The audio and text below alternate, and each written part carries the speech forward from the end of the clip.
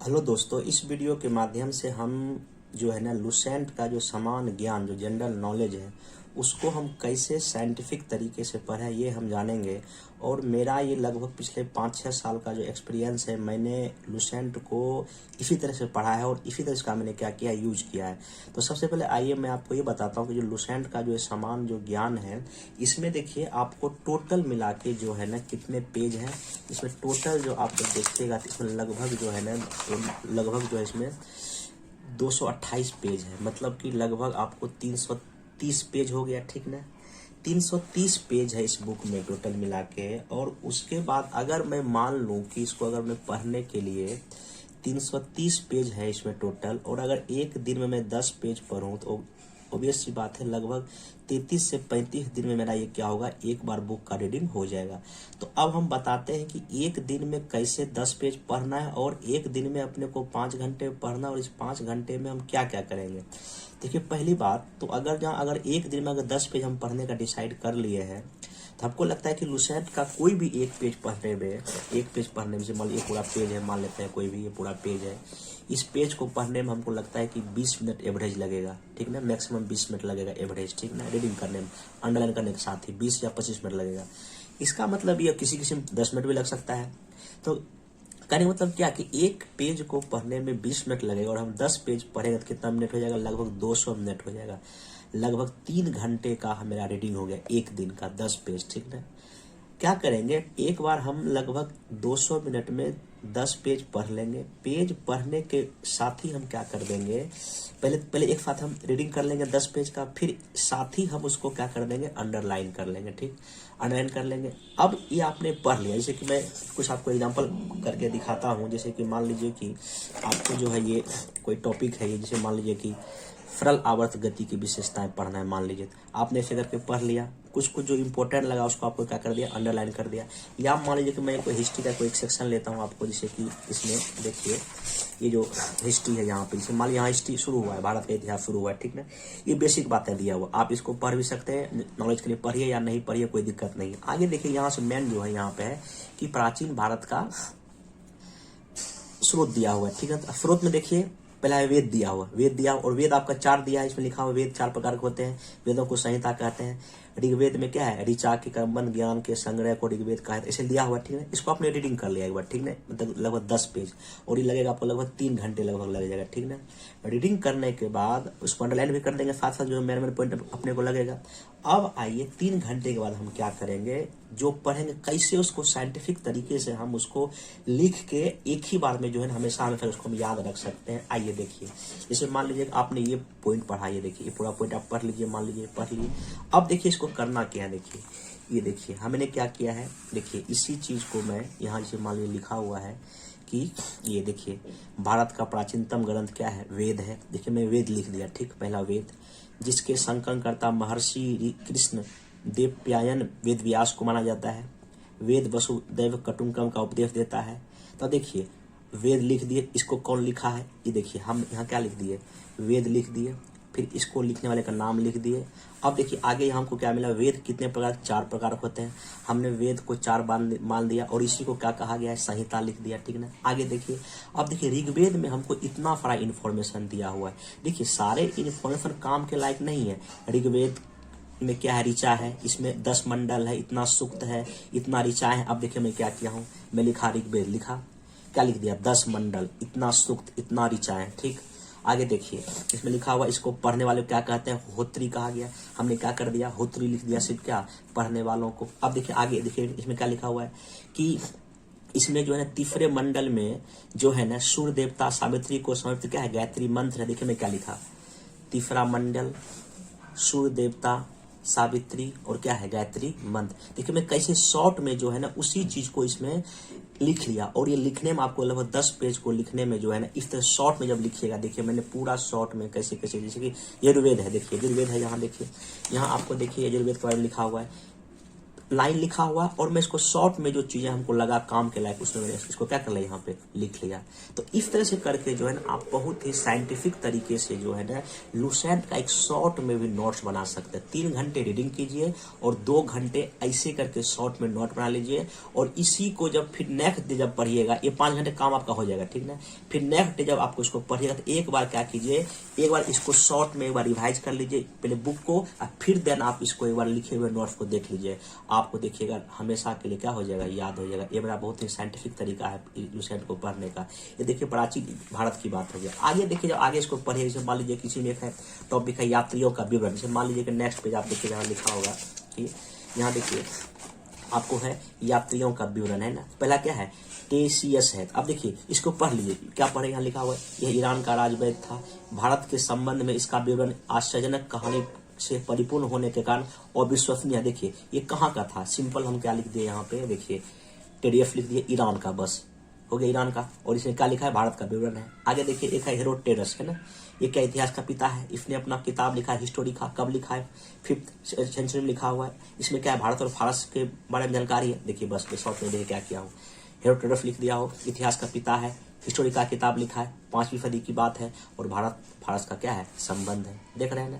ऐसे देखिए यहाँ एक है फाहियान, देखिए यहाँ फाहियान है, देखिए फाहियान के बारे में लिखा हुआ है ना। तो फाहियान कहाँ आया, चंद्रगुप्त द्वितीय के दरबार में आया। मध्य प्रदेश के बारे में लिखता है, ये कितने साल था, 14 साल था। देखिए इसको मैं शॉर्ट में कैसे लिखा हूँ, देखिए ये देखिए यहाँ पे देखिए फाहियान है, क्या लिखा, चंद्रगुप्त द्वितीय के दरबार में आया, मध्य प्रदेश के समाज के बारे में लिखा है और कितना साल रहा, 14 साल रहा। देखिए आपको मतलब उसको रीड करके मैं जो इम्पोर्टेंट एग्जाम के लायक है वही मैं यहाँ पे अपने इस पेज में क्या किया हूँ, लिखा हूँ।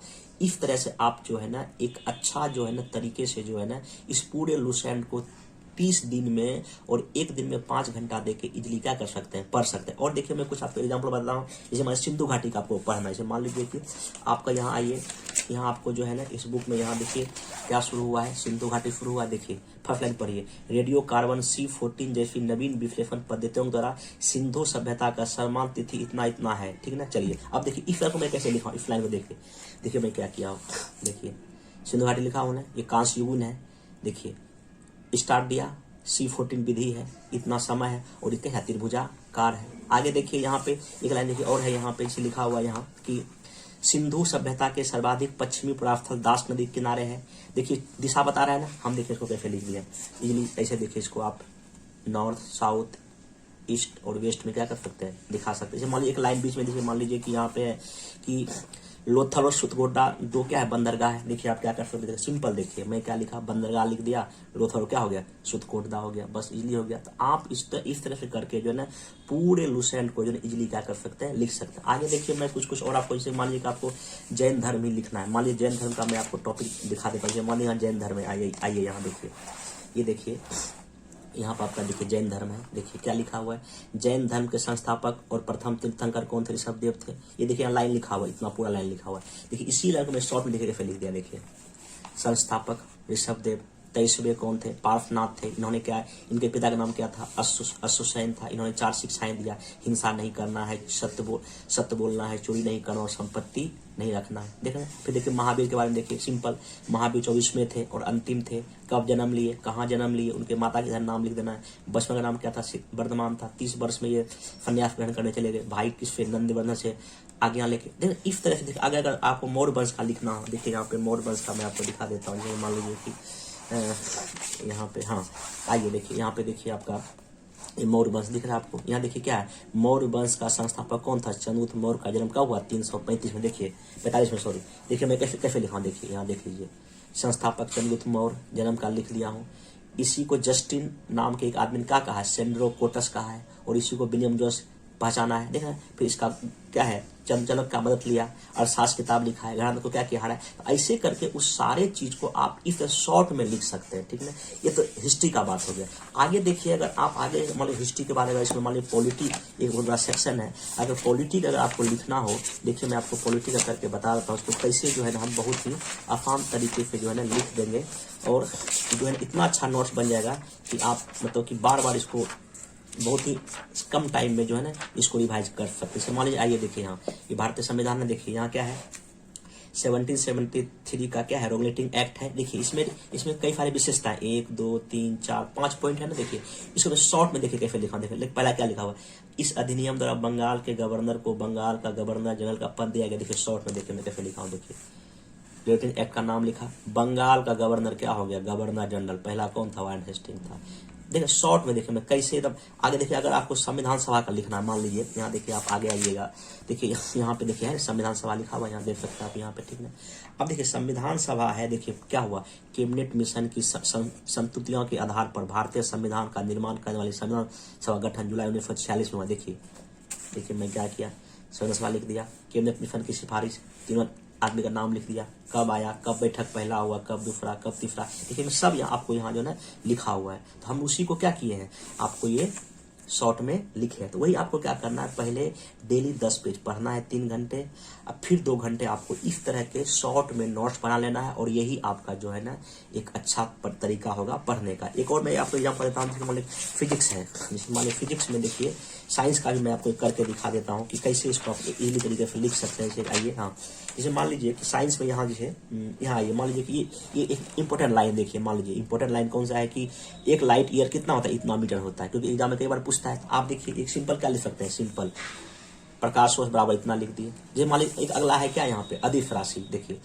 देखिए अब इसमें सब इंपॉर्टेंट नहीं है, वैसी भौतिक राशि जिनमें केवल परिणाम होता है, ये हो गया, दिशा नहीं होती है। अब ये अदिश राशि एग्जाम्पल पूछता है बीपीएससी या किसी भी एग्जाम में, आप देखिए सिंपल क्या किया, अदिश राशि लिख के एग्जाम्पल लिख लिया। अब प्रकाश को लिखना, देखिए मेन आप पॉइंट जो है ना, क्योंकि लुसेंट में सब कुछ एग्जाम में नहीं पूछता है, जो एग्जाम में पूछता है आप उसको ही क्या कर सकते हैं, इजिली जो है ना लिख सकते हैं, और ये आपका बहुत ही अच्छा तरीका होगा क्या करने का, पढ़ने का। एक और मैं आपको बता देता हूँ, जैसे मान लीजिए अगर आपको भूगोल का लिखना है, मान लीजिए भूगोल का जो अगर ज्योग्राफी का कोई चीज लिखना है, देखिए ज्योग्राफी में कैसे लिख सकते हैं बहुत इजीली तरीके से, मैं इसको करके दिखा देता हूँ एक बार। आइए यहाँ देखिए कि जैसे कि ज्योग्राफी है, तो यहाँ देखिए पहला क्या है, ज्योग्राफी में फर्स्ट लाइन क्या है, सर्वप्रथम भूगोल शब्द का प्रयोग इराटोस्थेनीज के नाम ने किया था। देखिए उसको मैं क्या किया, देखिए सिंपल शॉर्ट में, उतना बड़ा चौड़ा पैराग्राफ को मैं सिंपल एक लाइन में क्या कर दिया, लिख दिया। आगे देखिए सब में शॉर्ट में, ये मान लो कभी पठार लिखना, उसमें जो मेन जैसे कोलंबिया का पठार कहाँ है लिख दिया, यूएसए में, अनोटोरिया कहाँ है, टर्की में, अबिसिनिया का पठार कहाँ है, इथोपिया में, मेफोटा का पठार कहाँ है, स्पेन में। अगर नदियों अगर लिखना हो, देखिए सतलज नदी है कहाँ से निकलती है, ठीक है ना, सिंधु नदी कहाँ से निकलती है, कौन सी साइड में, आप इसको काफी शॉर्ट में जो है ना लिख सकते हैं। जैसे यहाँ देखिए अर्थव्यवस्था में भी, अर्थव्यवस्था में एक बार दिखा देता हूँ आपको, इसमें भी जो है ना काफी जो है ना साइंटिफिक तरीके से आप इसको लिख सकते हैं। जैसे कि हाँ यहाँ देखिए, जैसे मान लीजिए कि यहाँ मैं देखिए ये पूरा लुसेंट देखिए अर्थव्यवस्था है, देखिए ये इतना किसी काम का एग्जाम का काम का नहीं है। देखिए यहाँ से काम का चीज एग्जाम का है मेन देखिए यहाँ लिखा हुआ है ना कि इसे यहाँ देखिए पूंजीवादी अर्थव्यवस्था लिखा हुआ है ना, इसका मतलब क्या है दिया हुआ है। और देखिए किताब लिखा है कौन, एडम स्मिथ ने, ये इंपॉर्टेंट कई बार एग्जाम में पूछा है। तो हम देखिए क्या किया, सिंपल देखिए पूंजीवादी बाजार सब कुछ होता है, यही तय करता है। इतना ईयर में एडम स्मिथ ने क्या लिखा है, पुस्तक द वेल्थ ऑफ क्या लिखा है, नेशन लिखा है। अगर मान लीजिए आपको इंडिया का जितना भी पंचवर्षीय योजना है उसको लिखना हो, कब हुआ, किस आधार पर था, क्या फोकस किया गया, क्या कार्य का बात, देखिए आपको क्या कर सकते हैं, पूरा लुसेंट को जो है आप 30 दिन में 150 घंटे में इजिली जो है ना आप बहुत अच्छे से क्या कर सकते हैं। और विश्वास रखिए, अगर इस तरह से आप डेली अगर जहाँ 5 घंटा दीजिएगा, मतलब 3 घंटा रीडिंग में और 2 घंटा लिखने में, तो इससे बेहतर जो है ना और कुछ नहीं होगा, और आप किसी भी एग्जाम में आपको काफी क्या करेगा, ये मदद करेगा। Thank you.